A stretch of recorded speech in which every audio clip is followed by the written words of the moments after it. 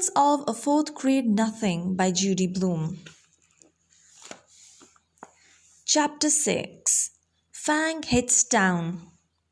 Fudge liked his new bed a lot. There was just one problem. He fell out of it every night. By the fourth night, my mother and father got smart. They pushed the bed against the wall and surrounded the other side with chairs. Now there was no place for Fudge to fall. But every morning, my mother found him curled up in one of the chairs. My father said they could have saved their money since Fudge was so happy sleeping in an old chair. On Saturday, we had to go to the dentist. He wanted to check Fudge's mouth again to make sure everything healed all right since his flying experience. Dr. Brown is an old friend of my father's. They went to school together. He's always saying he takes special good care of me and Fudge because we're chips off the old block. The old block being my father. His office is on the other side of the park. It's near Madison Avenue. My mother said we'd make a day of it. And wouldn't that be fun?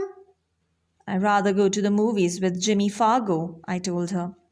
But we'll have such a good time, my mother said. The three of us will go out for lunch and then we'll get new shoes for you and Fudge.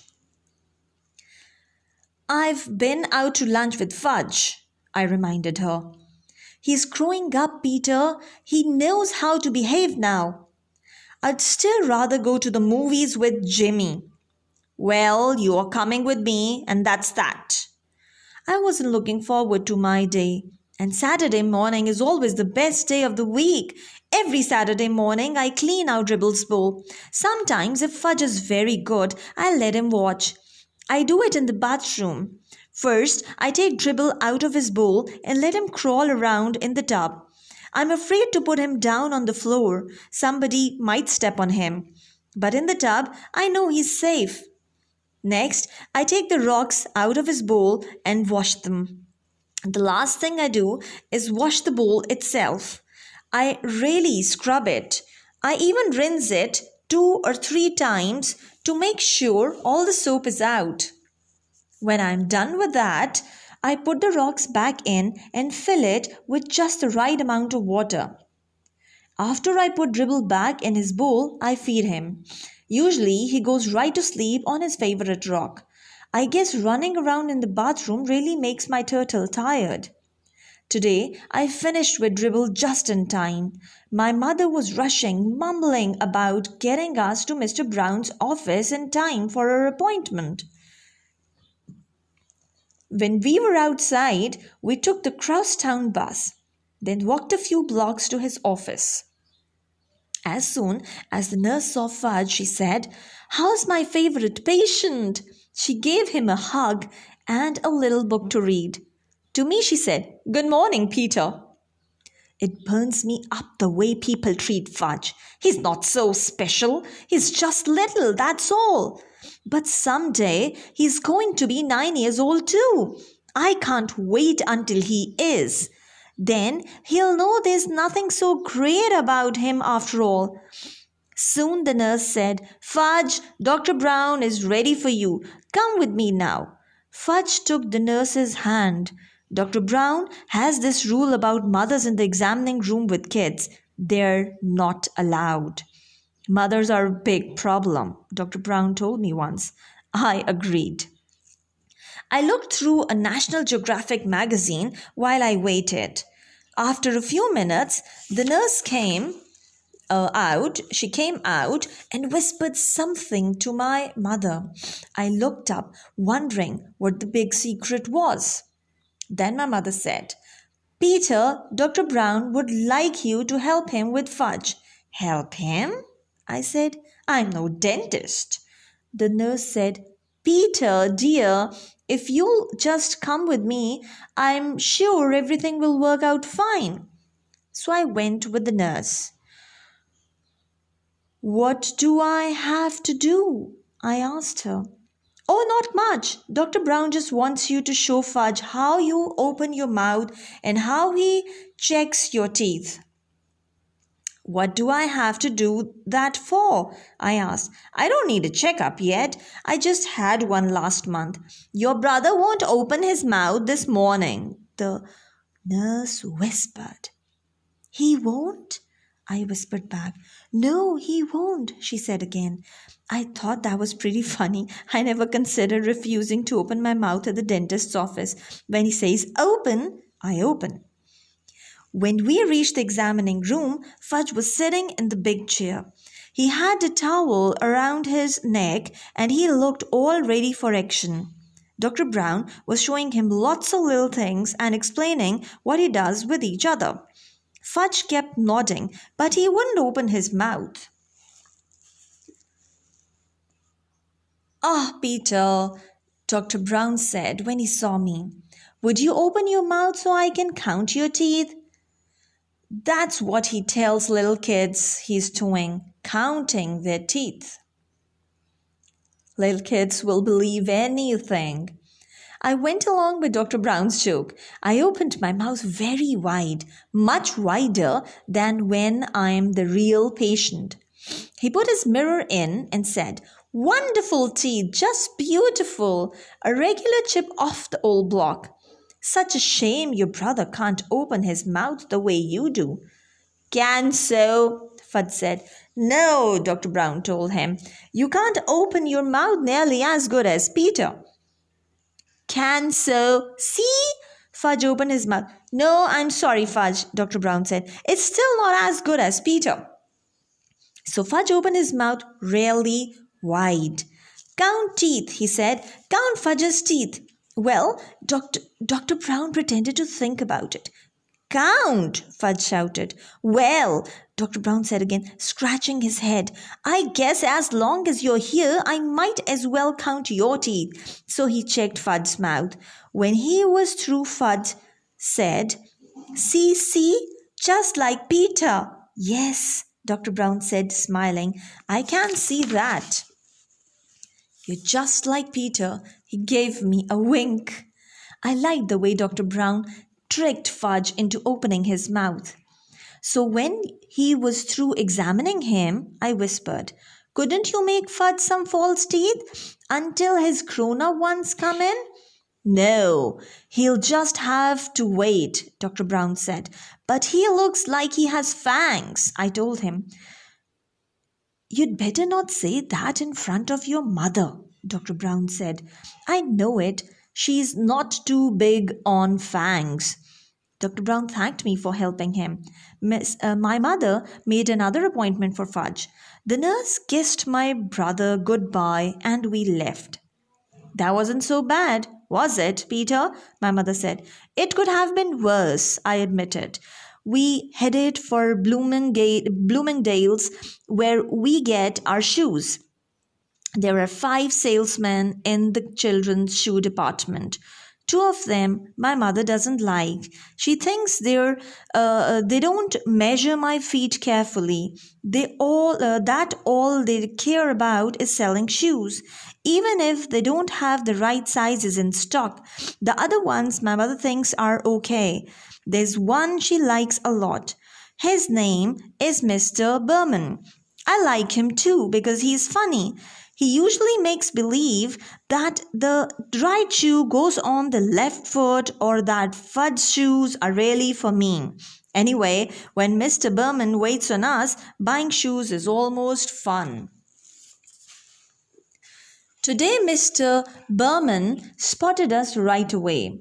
He always remembers our name. Well, if it isn't the Hatcher boys, he said. In the flesh, I told him. Fudge opened his mouth for Mr. Berman. See, all gone. His teeth, my mother explained to Mr. Berman. He knocked out his top 2 front teeth. Well, congratulations, Mr. Berman said. That calls for a celebration. He reached into his jacket pocket and pulled out two lollipops. He handed one to me and one to Fudge. Oh, Fudge said, lolly. Mine was root beer flavored. I hate root beer, but I thanked Mr. Berman anyway. I'll save it for another lunch, I told him, handing it to my mother. She put it into her purse. Fudge got a lemon lolly. He ripped off the paper and started sucking right away. Now then, what'll it be, boys? Mr. Berman asked. My mother answered, brown and white saddles for Fudge and loafers for Peter. Okay, Peter, let's see how those feet have grown. I slipped out of my old shoes and stood up. I stuck my left foot into Mr. Berman's foot measure. Then he turned it around and I put my right foot in. That's another reason why my mother thinks Mr. Berman is good at selling shoes. He measures both feet. Some other salesmen only measure one. My mother says feet can be different sizes, even on the same person, and it's important to make sure the size fits the biggest foot. What color loafers, Peter? Mr. Berman asked. Brown, I said. Same as my old ones. When Mr. Berman went into the back to look for shoes for me, my mother noticed a hole in the toe of my sock. Oh, Peter, why didn't you tell me you had a hole in your sock? I didn't know I had one, I said. Oh, I'm so embarrassed. It's my sock, Mom. Why should you be embarrassed? I asked. Well, it looks terrible. I mean to come shopping for shoes with a hole in your sock? That's just awful. Can't you hide it a little? Where should I hide it? Try to get the hole in between your toes so it doesn't show, my mother said. I wiggled my sock around trying to rearrange my hole. My mother sure worries about silly things. Mr. Berman came out with 2 pairs of loafers. He likes to try different sizes to make sure I'm getting the right one. One pair was much too big. The other pair fit fine. Wear or wrap? Mr. Berman asked my mother. Wrap, please, she said. We'll wear the old ones home. I've never been allowed to wear new shoes home from the store. Don't ask me why, but my mother always has the new pair wrapped up and I can't wear them until the next day. When I was finished, Mr. Berman untied Fudge's shoes and measured his feet. Brown and white saddled shoes, my mother reminded him. Mr. Berman went into the back and returned with 2 shoe boxes. But when he opened the first box and Fudge saw the saddle shoes, he said, No. No what? My mother asked him. No shoes, Fudge said. He started kicking his feet. Don't be silly, Fudgy. You need new shoes, my mother told him. No, no, no, he hollered. Everybody in the shoe department looked over at us. Here's the perfect size, Mr. Berman told Fudge, holding up one shoe. Wait till you see how nice these new shoes will feel. Fudge kicked some more. It was impossible for Mr. Berman to get the shoes on his feet. He screamed, No shoes! No, no, no! My mother grabbed hold of him, but he was wiggling all around. He managed to give Mr. Berman a kick in the face. Lucky for him, Fudge only had on socks. Lucky for him, Fudge only had on socks. Now look, Fudge, my mother said. You must get new shoes. Your old ones are too small. So what kind do you want? I don't know why my mother bothered to talk to him like he was a regular person, because when Fudge gets himself into a temper tantrum, he doesn't listen to anything. By that time, he had thrown himself onto the floor where he beat his fists against the rug. What kind do you want, Fudge? Because we are not leaving here until you have new shoes, my mother said like she meant it. I figured we'd be there for the rest of the day or maybe the week. How could my mother have been embarrassed over a little hole in my sock and then act like nothing much was happening when her other son was on the floor yelling and screaming and carrying on? I'm going to count to three, my mother told Fudge, and then I want you to tell me which shoes you want. Ready? 1, 2, 3. Fudge sat up. Like Peter's, he said. I smiled. I guess the kid really looks up to me. He even wants to wear the same kind of shoes. But everybody knows you can't buy loafers for such a guy. They don't come in your size, Mr. Berman told Fudge. Yes, yes, yes, like Peter's, Fudge hollered. Mr. Berman held up his hands and looked at my mother as if to say, I give up. But my mother said, I have an idea. She mentioned for me and Mr. Berman to come closer. I had the feeling I wasn't going to like her idea, but I listened anyway. I think we'll have to play a little joke on Fudge, she said. What do you mean? I asked. Well, suppose Mr. Berman brings out a pair of saddle shoes in your size and... Oh no, I said, you're not going to get me to wear saddle shoes. Never. Let me finish, my mother said. Mr. Berman can bring them out and you can try them on and then Fudge will think that's what you're getting. But when we leave, we'll take the loafers. That's mean, I said. You're taking advantage of him. Since when do you worry about that? My mother asked. Since now, I told her. Look, Peter, my mother said, checking her watch. It's 12 o'clock. I'm starved. Me too, I said. Well then, if you ever want to get some lunch, let's try my idea. Okay, I said. I sat back in my chair while Mr. Berman hurried to the stockroom again. Fudge looked up at me from his position on the floor. Like Peter's, he said. Yeah, sure, Fudge, I told him. Mr. Berman came back with a pair of brown and white saddle shoes in my size. I tried them on. Did they look ugly? See Peter's nice saddle shoes, my mother said. Now Fudgy tries on his nice saddle shoes. Fudge, let Mr. Berman get him into his new pair of shoes. See? He said. See, like Peter's. He held up a foot. That's right, Fudge, I said. Just like mine. You sure can fool little kids easy. Wheel or wrap? Mr. Berman asked my mother, while Fudge walked around in his new shoes. Wrap, of course, she said. I wondered what my mother would tell Fudge tomorrow when I wore my new loafers. Oh well, that wasn't really my worry. It was her idea. When Fudge was back in his old shoes and our package was ready, Mr. Berman gave my brother a striped balloon.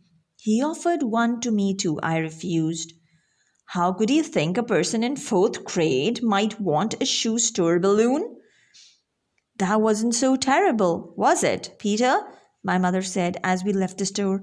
It wasn't? I asked. Well, it could have been worse, my mother said. I suppose, I answered. We went to Hamburger Heaven for lunch. We sat in a booth.